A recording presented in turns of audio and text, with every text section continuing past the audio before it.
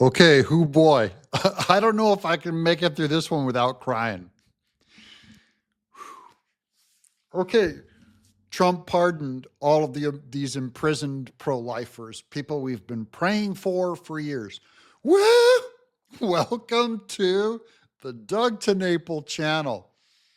Oh, I've done prayer vigils for these people with their families. 10 of them are called the Tennessee 10. From right here in Nashville, they went out. This is incredible news. My pastor, Dr. George Grant, he's been just a leader in the pro-life movement for 25 years, no, 35 years now. We are hardcore pro-life, prayerful advocates.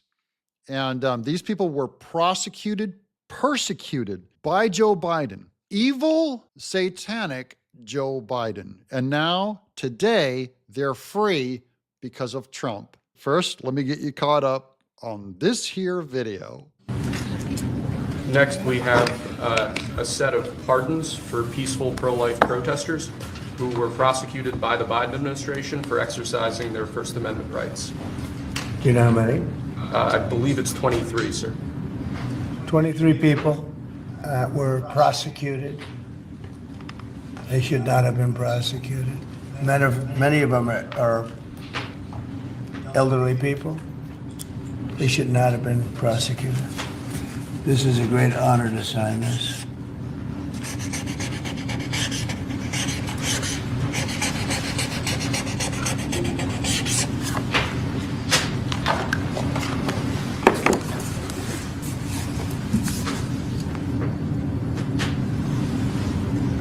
They'll be very happy.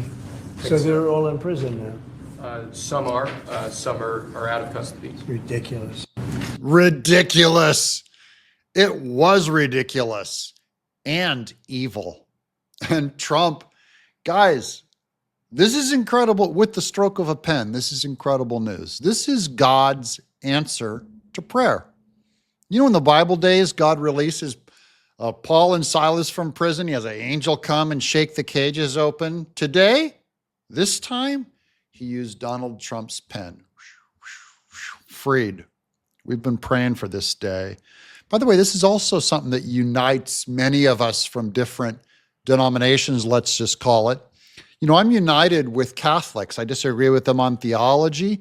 But you know, when you're in that prison cell and you're a pro-lifer sitting there rotting in there, the Reformed Protestant is in the same cell as the hardcore Catholic. You're in the same place. And so our prayers went out to all of them. This is an incredible day. And by the way, on that note on politics, I can get into that a little more. I just want to show you a few more clips. Let me get back to these. Is Kylie McEnany. This is from, about a week ago. No, not quite a week, a couple days ago. And she's saying, look, you can't have these pro-lifers stay in jail. Finally, I just want to say this.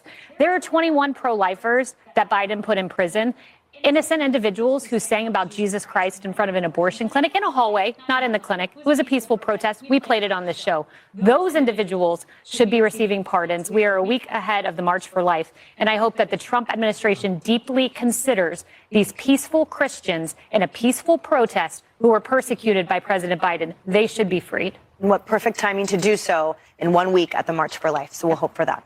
March for Life is coming. By the way, Ron DeSantis, I believe, is the keynote speaker. And Trump just proved himself to be the most pro-life president of my lifetime. And ideologically, he's not even as pro-life as some of them, but because he acts, he's so effective. In action, he became more pro-life, which is important to me. Okay, so Kylie McEnany just mentioned that all they did was they prayed not in the facility, they prayed in a hallway. And so here's some actual footage of them when they were singing praises in that hallway. This is what many of them, or some of them, got arrested for, this kind of stuff. I'm just playing this, them singing in that hall.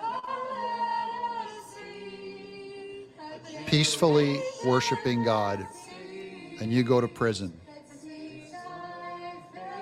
And if this was a bunch of illegal aliens assaulting someone, they would have been set free.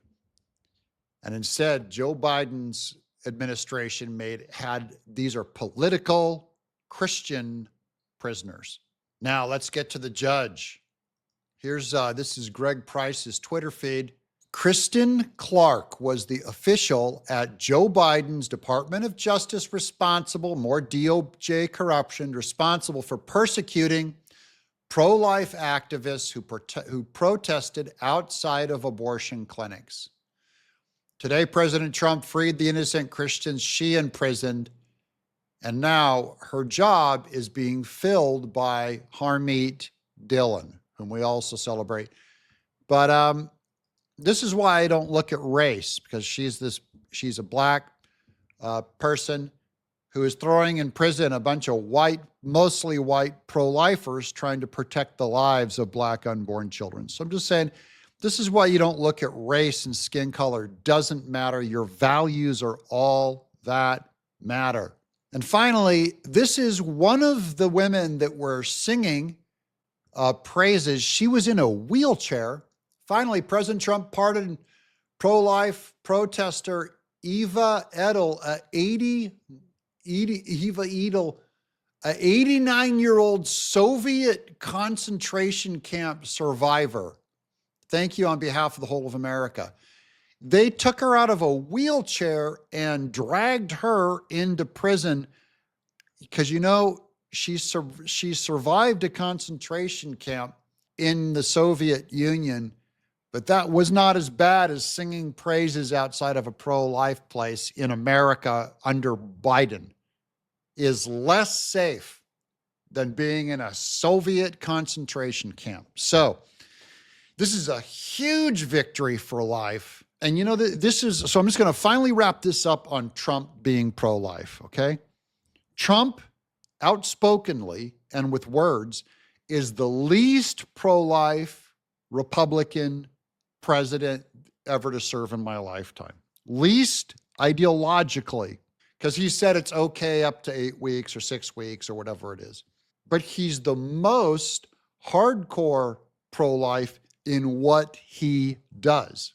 That is 3 Supreme Court justices that overturned Roe v. Wade, pardoning these pro-life Christians, ending the state sponsorship of abortion. So there's many people more pro-life in philosophy than Trump. It might even be someone like Mike Pence, but utterly ineffective at winning, so you can't do anything about it. And number 2, if they did win, they wouldn't do anything about it.